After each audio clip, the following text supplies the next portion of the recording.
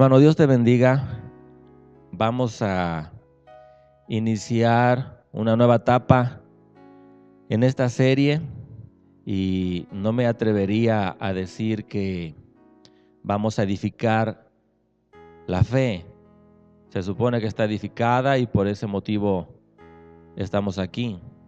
Lo que estamos haciendo es agregar cada vez más argumentos para apuntalar la fe, porque de no hacerlo es posible que venga la ola de la duda y nos derrumbe.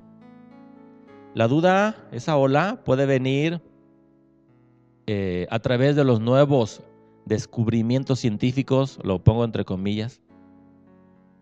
Puede venir esa ola a través de los nuevos, entre comillas también, moveres de Dios.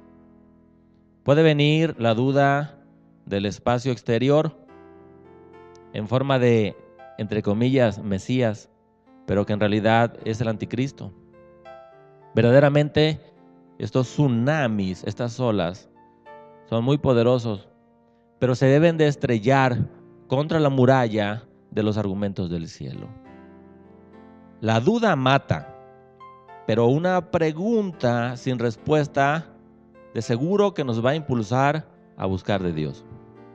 Hoy vamos a estar hablando sobre los argumentos filosóficos y no te alarmes ni te escandalices por esta expresión, porque la Biblia es un libro filosófico, porque filosofía significa amor al conocimiento. Lo que sucede es que la filosofía que está plasmada en la Biblia no es de este mundo. Ahora aquí nos vamos a preguntar, ¿para qué quiero? ¿Para qué me sirven esos argumentos? ¿Voy a ir delante del ateo para esgrimirlos? ¿Será que con estos argumentos el ateo se va a convertir y se va a apartar de sus malos caminos? Por supuesto que no. Entonces, ¿para qué quiero esos argumentos? Para que cuando los esgrimas delante de un ateo, esa persona no podrá decir, en el día del juicio final nadie me dijo, es que yo no sabía, es que nadie me lo advirtió de esa manera. Entonces lo que vamos a hacer es exhibir argumentos inteligentes, pensamientos inteligentes, para que nuestra fe sea apuntalada, para poder decir lo mismo, justamente lo que dijo el apóstol Pablo aquí en Filipenses 1:17. En la segunda parte de este verso, Pablo dice, sabiendo que soy puesto por la defensa del evangelio.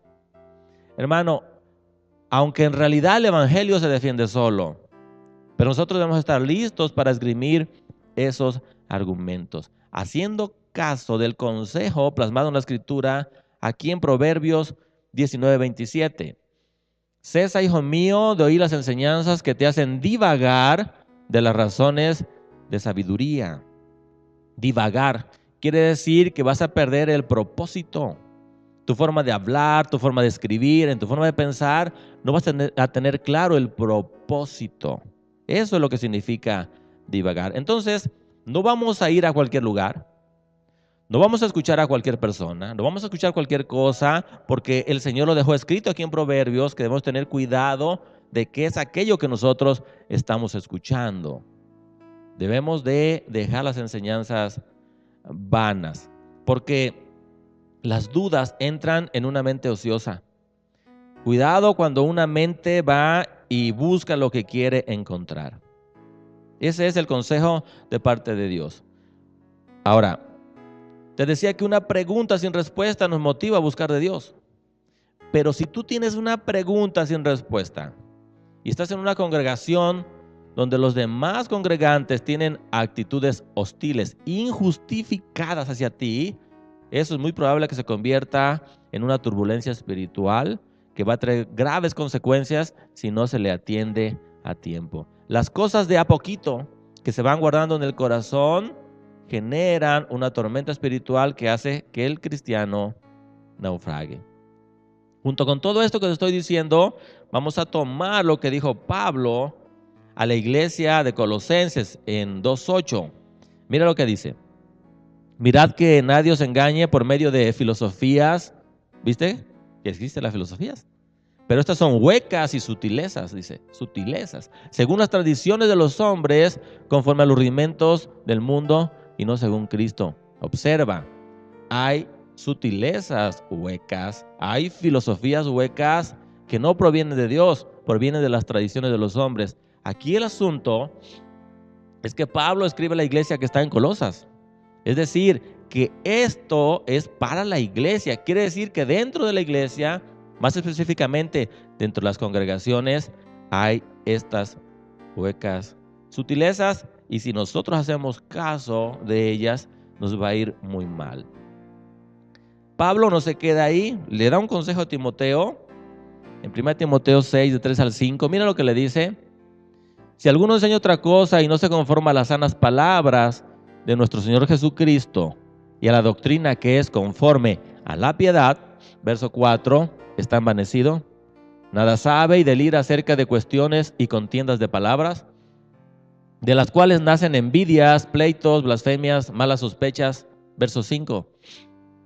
Disputas necias de hombres corruptos de entendimiento y privados de la verdad, que toman la piedad como fuente de ganancia.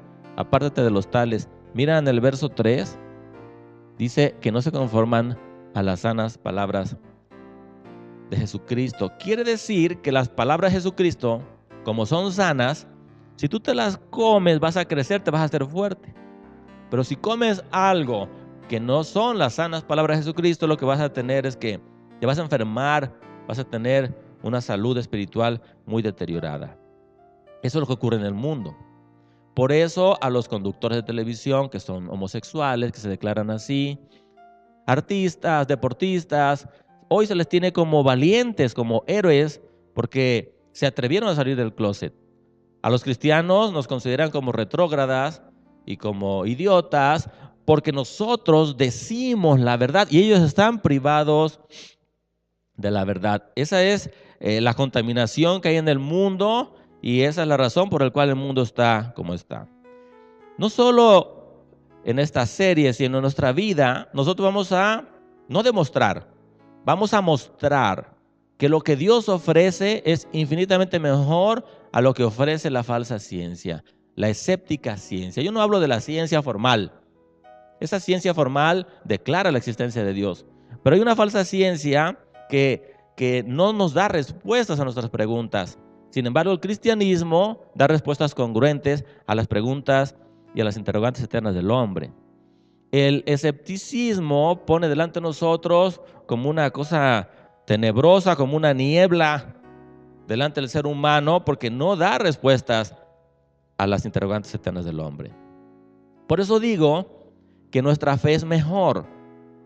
Si alguien vive en incertidumbre, que venga Jesucristo.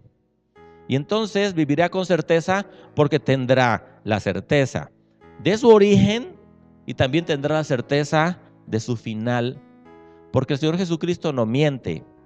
El mundo miente, porque sabemos cuál es su simiente. El mundo sí miente por la simiente que hay en él. La ciencia falsa dice que vienes de la explosión inicial, del Big Bang. Es una cosa bastante ridícula. Que estás formado del polvo de las estrellas. Que tú eres realmente producto de un eructo del universo. Yo no puedo entender eso. Que estás aquí por casualidad. Entonces, si tu vida es una casualidad, pues vive como quieras y haz lo que te venga en gana. Cuando yo veo los argumentos de los ateos, necesariamente me pregunto, ¿será posible que un ateo, padre de familia, o una mujer atea, madre de familia, que tenga una hija, estará satisfecha con que su hija viva como quiera? Que viva 3 días con un hombre y 3 días con otro, si no le satisface, y otros 3 días con otro más. ¿Ese será un argumento que sustenta la vida? Pero el cristianismo es congruente. Lo que nos da el cristianismo es certeza de quiénes somos, qué hacemos aquí y hacia dónde vamos. El ateísmo dice que no saben lo que va a pasar después de que nosotros partamos de este mundo, de que dejemos de existir. Que tal vez regresarás reciclado como un envase viejo. Regresarás en forma de algo o de alguien. Todo esto es incertidumbre, todo esto son tinieblas y a mí la verdad no me gustaría ser parte de esto. El mover satánico lo que hace es que niega la palabra de Dios, niega el poder de Dios, niega lo que Dios ha dicho. Es justamente lo que hizo la serpiente en el huerto. Tú eres Dios. Tú puedes decidir por ti mismo. Pero nosotros no creemos eso, porque nosotros no somos autónomos. Y no podemos ser autónomos si tenemos un esposo. Entonces, una pregunta. Fíjate bien, lo que tú decides, ¿se lo llevas a Dios y lo consultas? ¿Así lo haces? Yo no. Yo lo que hago es que voy a Dios para que Él decida por mí, porque Él es el que todo lo sabe. Y lo que estoy haciendo es darle la gloria, la honra y el respeto que Él merece. Entonces, delante de este escenario filosófico, delante del escenario de los ateos, todo ser humano tiene solamente dos opciones, hermano. Solo dos, no tiene tres. La primera, creer que el mundo se hizo a sí mismo, es decir, que el universo era autónomo para hacerse el mismo, y ahí hay una incongruencia. ¿Cómo un universo puede ser autónomo para hacerse si no existía? ¿A quién le podemos aplicar la autonomía? Y la segunda opción que deben de creer es que alguien hizo al mundo un ser superior. Nosotros creemos, sabemos, vivimos que en el principio creó Dios los cielos y la tierra. Que yo creo, hermano, que Él me formó del polvo de la tierra. Que Él me sopló en la nariz y fui alma viviente. Decía yo hace poco que yo no estaría dispuesto a gastar un peso de mis finanzas si no tuviera la certeza de que Dios existe y que es real. Yo no invertiría un segundo de mi vida si no tuviera la certeza que Dios existe y que es real. Por lo tanto, sé que estoy aquí para conocerlo, para honrarlo, para exaltar su nombre. Pero para nosotros poder entender los argumentos de los ateos, necesitamos tener en cuenta y muy en claro ciertos términos. Quiero que pongas mucha atención en estos términos, porque si nosotros no conocemos los términos filosóficos, vamos a caer en falacias. Y precisamente el término falacia es el primero que vamos aquí a mencionar y un poquito a entender lo que es una falacia. Una falacia, hermano, es un argumento que parece válido pero que no lo es. Desde ahí el asunto es gravísimo. Parece válido pero no lo es. Es un engaño que finalmente va a provocar un daño. Pero lo grave de esto es que una falacia se utiliza para obtener un beneficio personal, para persuadir a alguien o para manipular a alguien. Y lo más grave todavía es que puede ser algo inconsciente, pero aún así sigue siendo una mentira. Qué grave. Aquí pregunto, ¿cuántas veces nosotros habremos usado falacias solamente por quedar bien delante de otros? Por no vernos poco espirituales. ¿O cuántas veces habremos usado falacias para no sufrir? Pero sin embargo las hemos usado y hemos causado daño. Porque tomamos la misma actitud de Job.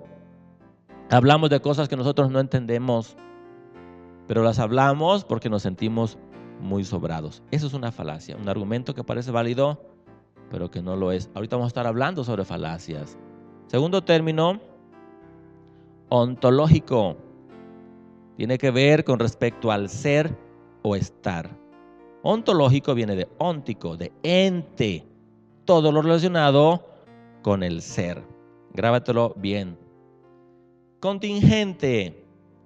Un término que lo vamos a explicar bien, si no se malentiende. Para empezar, algo es contingente cuando necesita de algo más o de alguien más para existir. Eso es una definición muy llana de lo que es contingente. Pero también contingente, tú has oído la palabra contingencia, es algo que puede suceder o puede no suceder, que va a pasar o tal vez no va a pasar. No tenemos la certeza. Pero filosóficamente hablando, se conceptualiza lo contingente, se dice que es el modo de ser de lo que no es necesario ni imposible. Ahí ya se nos cruzaron los cables.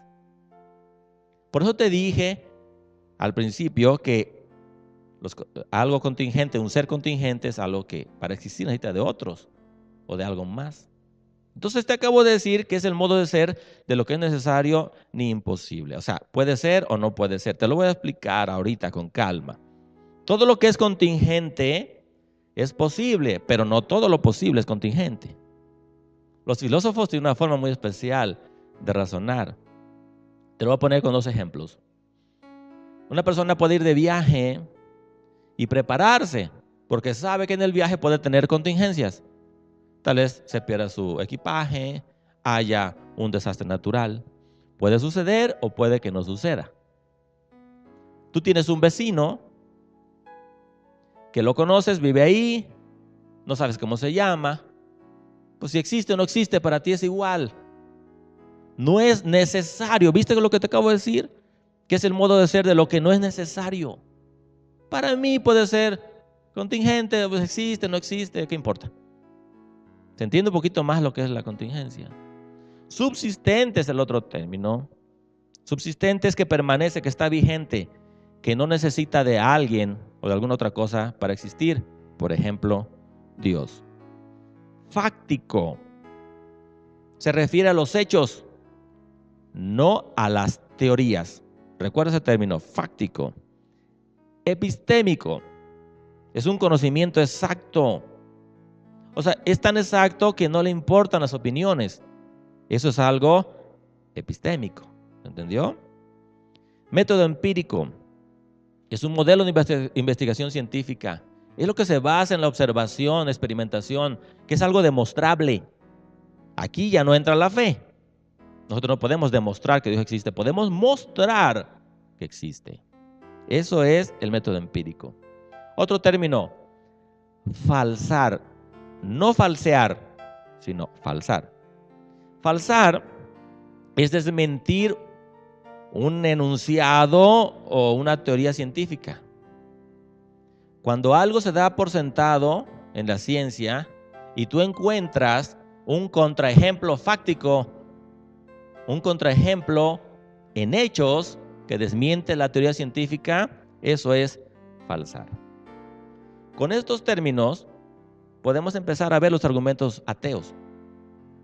Pero si hablamos, por ejemplo, del aspecto ontológico de Dios, estamos diciendo que Dios es. Y si tú sabes que Dios es, debes de saber que tú también eres en Cristo. Si Dios es un ser libre, tú eres libre. Si es pensante, tú eres pensante. Si el Señor es inteligente, tú eres inteligente.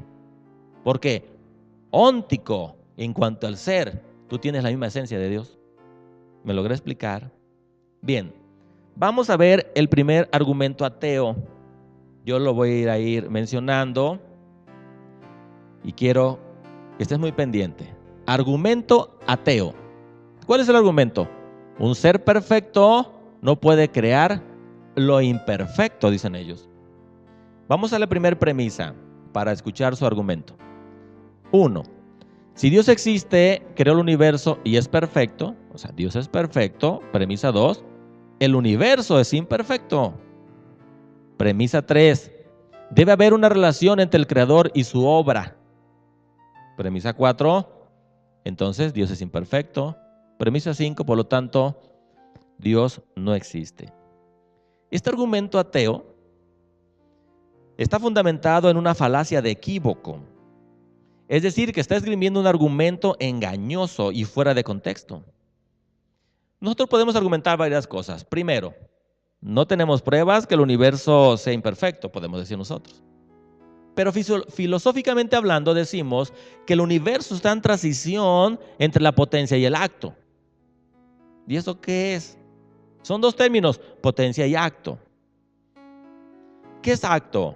Un ser acto es la materia como nosotros la vemos. Y un ser potencia son las cualidades y virtudes de esa materia para convertirse en algo mejor. Por ejemplo, un niño. Un niño es un ser acto, pero también en potencia. Es decir, es un niño en acto, pero es un hombre en potencia. Es decir, que el universo es perfectible. Ese es nuestro argumento. Pero quiero que veas la premisa 3 con mucha atención, donde argumentan que debe haber una relación entre el creador y su obra, y eso no necesariamente es cierto. No necesariamente existe una relación entre Dios y la creación. Te voy a explicar por qué. Te lo explico con un ejemplo primero. Desde el punto de vista humano, tú conoces a un hombre que es muy inteligente, tiene un IQ elevadísimo y le nace un hijo que es un completo bruto, que no rebuzna porque Dios es grande. ¿Sucede o no sucede? De repente conoces a un hombre, el señor X, que tiene un IQ bajísimo y le nace un genio. Sucede. A pesar que es un asunto de ADN, es un asunto genético. Pero ahí no nos escandalizamos. Otro ejemplo, lo espiritual. Todos recibimos el mismo alimento espiritual. Comemos lo mismo, pero no todos crecen igual. Unos crecen y otros no crecen. Es más, unos parece que se achaparran. Unos se han vuelto más responsables. Y otros, a pesar de estar aquí, siguen siendo tan irresponsables como siempre. Te das cuenta que una cosa no es condición de la otra. Tiene que ver con el ADN espiritual. Algunos han renunciado a su ADN humano, a su horrible ADN humano, a su herencia de maldición. Y otros, cuando nos hacemos del ADN espiritual, queda fuera nuestro ADN humano. Aunque yo vaya y le diga, Señor, yo no quiero este ADN humano, que es una maldición. Esas son palabras porque parece que lo amamos. Por eso no lo hemos dejado. Entonces, la creación no es una emanación de la esencia de Dios. La creación es de la nada. El Señor hizo las cosas de la nada. La creación no salió de Dios. Esa relación no existe, eso es una mentira, es una falacia de equívoco. Están usando un argumento que es falso. ¿Me estoy explicando? Lo maravilloso de esto es que el Señor hizo la creación como un acto libre, no por necesidad. Sabemos que el Creador, Dios, es subsistente y la creación es contingente. Es decir, la creación necesitaba de un creador y Dios de nadie necesita. ¿Me logré explicar? Vamos a suponer, para que vean lo que es un argumento o entender las cosas mal en nuestra mente. Una persona se siente enferma, cree que está muy grave y va y se hace análisis clínicos. Y va con el doctor y el doctor le da esta noticia. Le dice, bueno, según los análisis usted no tiene nada de gravedad. ¿Tú crees que él va a pensar que flota porque no tiene gravedad?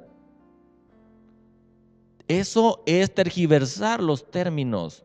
Eso es una falacia de equívoco. Muy bien. Otro argumento ateo. Mira lo que dice. Un ser activo y necesario no puede estar inactivo e inútil. Premisa 1. La acción de Dios se muestra en la creación, dice el ateo. Premisa 2. Antes de la creación, Dios tuvo que estar inactivo. Premisa 3. Un ser inactivo e inútil no puede ser Dios. Premisa 4. Por lo tanto, Dios no existe. ¿Ves? Qué fácil y qué rápido. Esta falacia, esos argumentos, comete una falacia que se llama non sequitur. Es decir, que la conclusión no es consecuencia de las premisas. Te pongo un ejemplo. Premisa 1. Si estoy en Jalapa, entonces estoy en México. Premisa 2. Estoy en México. Conclusión, estoy en Jalapa. Falso, puedo estar en Costa Rica o en Córdoba. Y estoy en México, pero no estoy en Jalapa. Esa es una falacia non sequitur. Entonces, ¿qué quiere decir, hermano? Que si no podemos seguir un hecho, eso no quiere decir que eso no haya ocurrido. En base a esto que te estoy explicando, nosotros no sabemos lo que Dios estaba haciendo antes de crear todo lo que existe. ¿Viste? Ese es el argumento del cielo. Nosotros no sabemos. O sea, que no quiere decir que Dios no estaba haciendo algo. Además, no es necesario que Dios cree algo para mostrar y demostrar que es Dios. Te pongo un ejemplo. El ser humano, fíjate la expresión, ser humano, tiene actitudes horribles, violento, egoísta, y a pesar de todo sigue siendo ser humano, aunque sea inhumano. ¿Viste? Es un término, hermano. Ahora, Dios no solo es Dios por crear, como alguien no solamente es Padre por engendrar.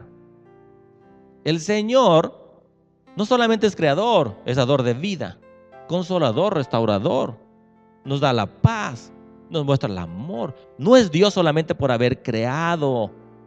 Ahora, esta expresión la pongo entre comillas, atiéndeme. Lo que lo hace Dios no es la creación, sino lo que Él es. No es lo que Él hace, sino lo que Él es, y nosotros somos en Él. Otro argumento ateo. Mira nada más. Un ser inmutable no puede haber creado.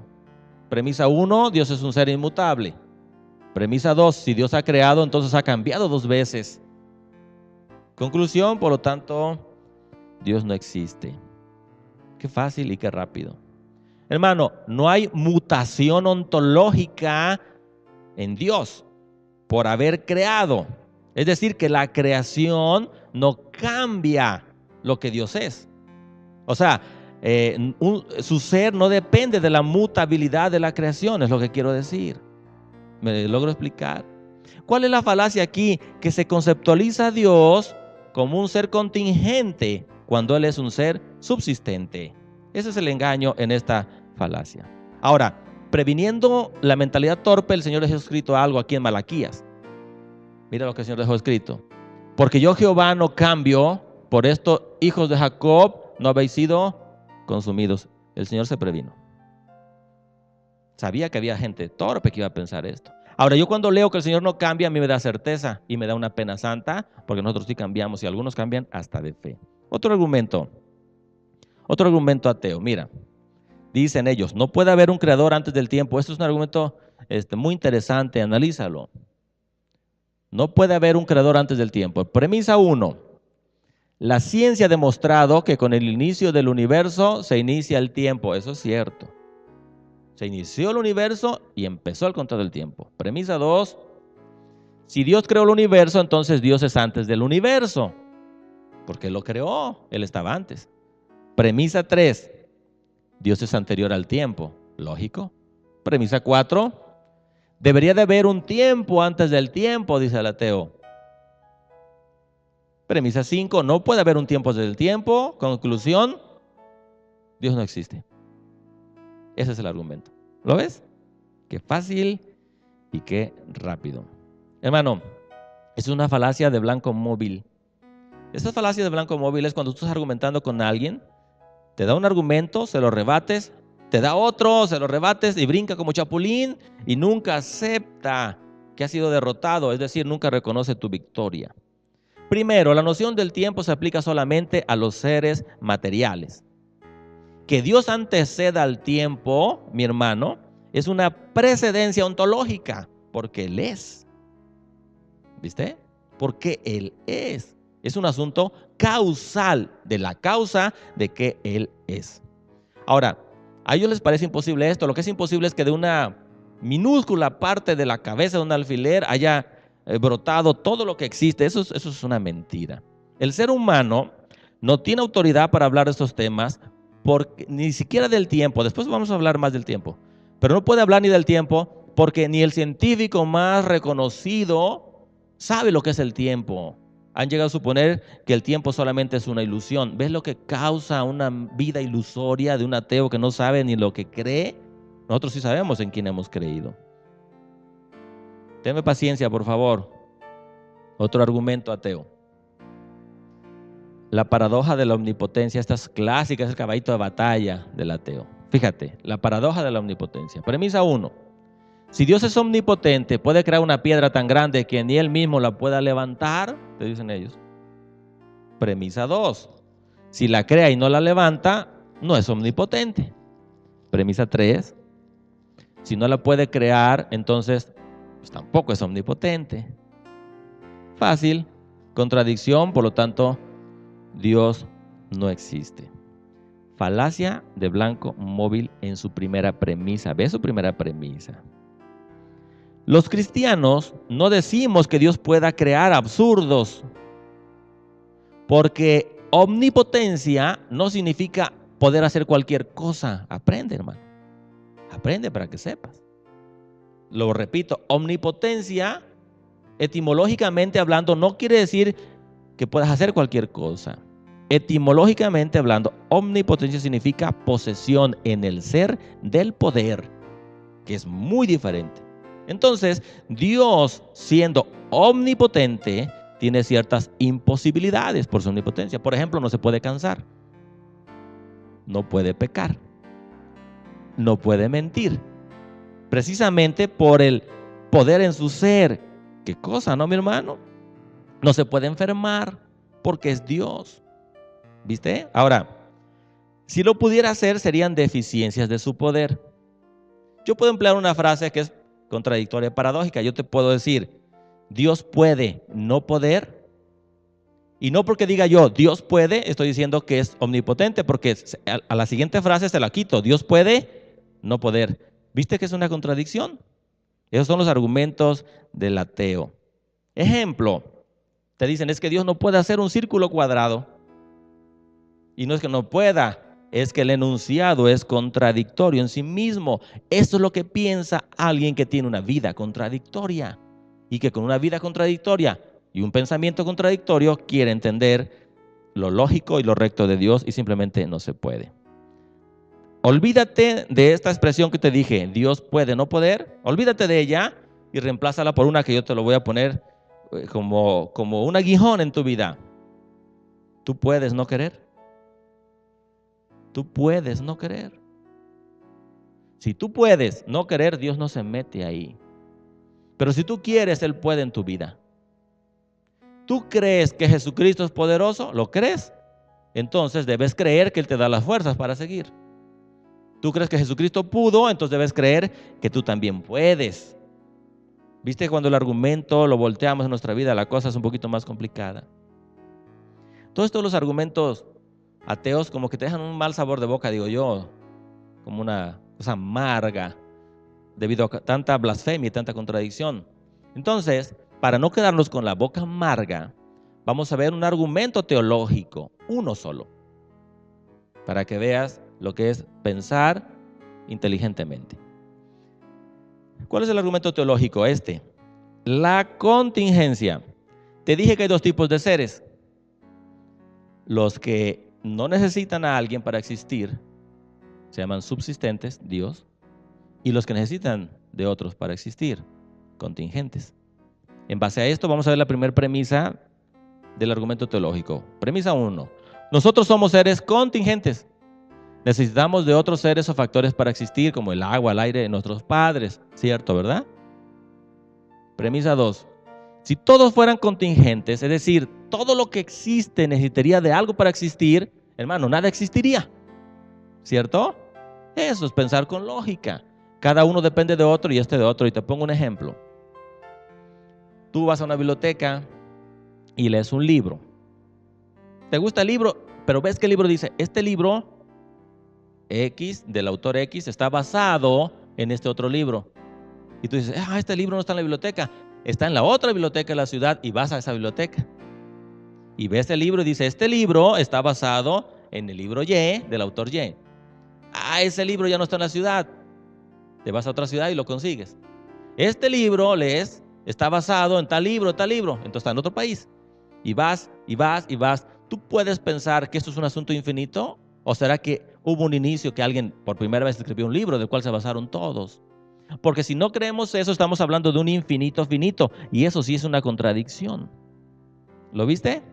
Entonces, mi hermano, tiene que haber alguien que hizo todo eso. Tiene que haber un ser subsistente y ese es Dios. Y Dios tan existe y es real que está aquí. Tan existe y es real que nos habla y que nos consuela y que nos edifica. Tan es real, hermano, que nosotros podemos percibir su amor y su misericordia. Tan es real que Él nos ha cambiado la vida. Dios existe, hermano, no es una teoría. Si otros lo escupen, nosotros lo honramos y nosotros lo glorificamos. Porque nosotros entendemos que Él es subsistente y nosotros somos contingentes. Como dice la Escritura en Hechos 17:28, porque en Él vivimos, porque en Él nos movemos y en Él somos. Y dice todavía el escritor de Hechos, como dijo uno de vuestros poetas, porque linaje suyo somos. No nos da vergüenza decir que somos seres contingentes, que necesitamos a Dios. Lo que es una vergüenza es pensar que nosotros podemos por nosotros solos. Eso sí es una vergüenza. Y nosotros amamos a Dios y lo honramos. Y reconocemos que somos muy frágiles, pero que en Él somos fuertes. Argumento que nos da un mejor sabor de boca, un argumento teológico, la contingencia. Y esgrimimos algunos argumentos ateos y la forma inteligente de pensar de un cristiano que tiene el espíritu superior. ¿Oramos, hermanos? ¿Oramos? Mucha información. No se digiere la primera. Pero estamos hablando de esgrimir argumentos, mi hermano, inteligentes, maravillosos. Oramos. Oramos. Padre, en el nombre de Jesús de Nazaret, te damos gracias, Señor, por tu favor, por tu beneficio. Gracias por enseñarnos. Gracias porque a través de esos argumentos no es que tratemos de edificar la fe, esa está edificada. Estamos apuntalando la fe para que no venga la ola de la duda, ola que a muchos se ha llevado. La falsa ciencia y sus nuevos descubrimientos, las locuras de aquellos que dicen creer en Dios, falsos moveres, los extraterrestres. Yo quiero la filosofía de tu palabra, Señor. Los argumentos del cielo, que son la muralla donde se va a estrellar cualquier duda. Que estemos puestos para la defensa del Evangelio. Que no escuchemos cualquier cosa. Que no vayamos a cualquier lugar. Que con nuestra vida podamos mostrar que lo que Dios ofrece es mejor y más seguro que lo que ofrece la escéptica ciencia.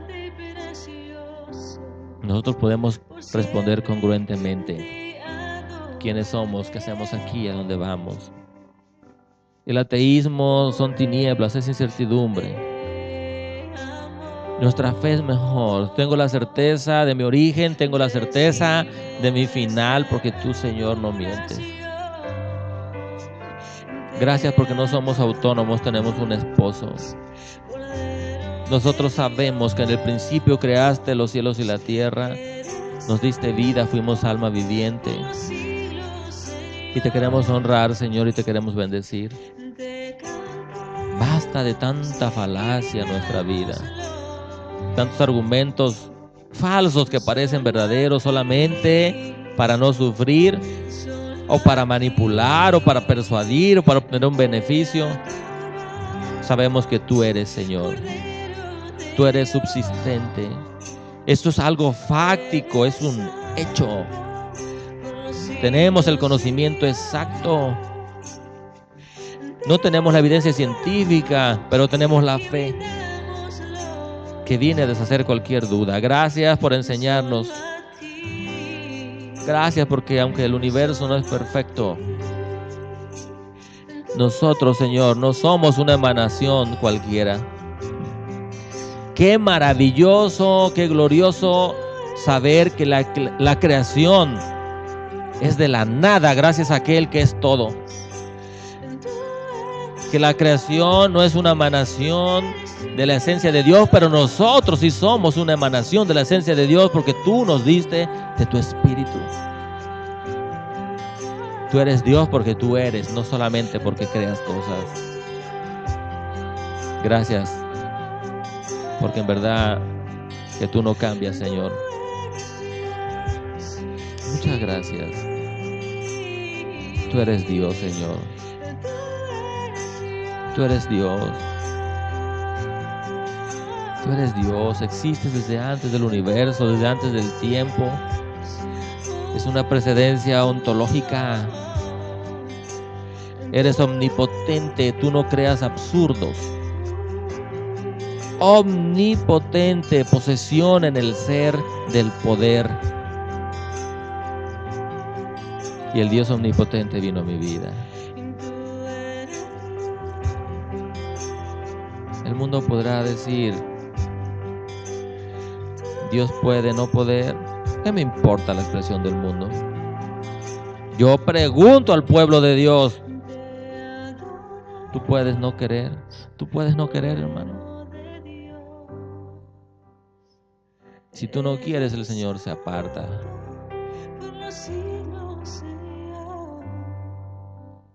Gracias, Señor.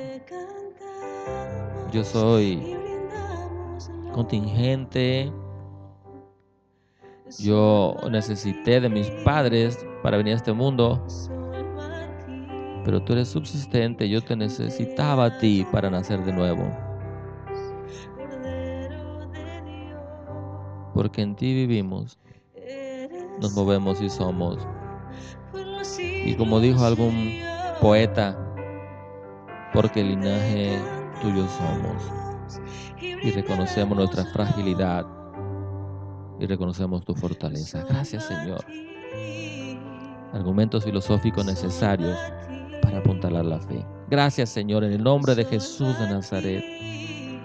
Te doy muchas gracias por enseñarnos y por hacernos cristianos más completos. Cristianos inteligentes, pensantes, porque tú eres inteligente, tú eres pensante y yo tengo tu espíritu, el espíritu superior. Gracias, Padre, en el nombre de Jesús de Nazaret. Gracias, yo no estaría aquí si yo no supiera que tú existes, que eres real. En el nombre de Jesús de Nazaret. Gracias, Señor. Amén y amén.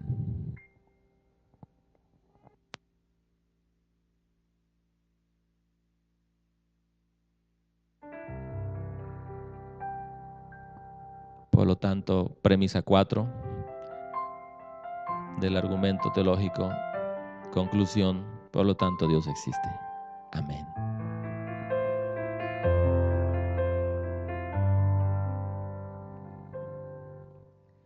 Rey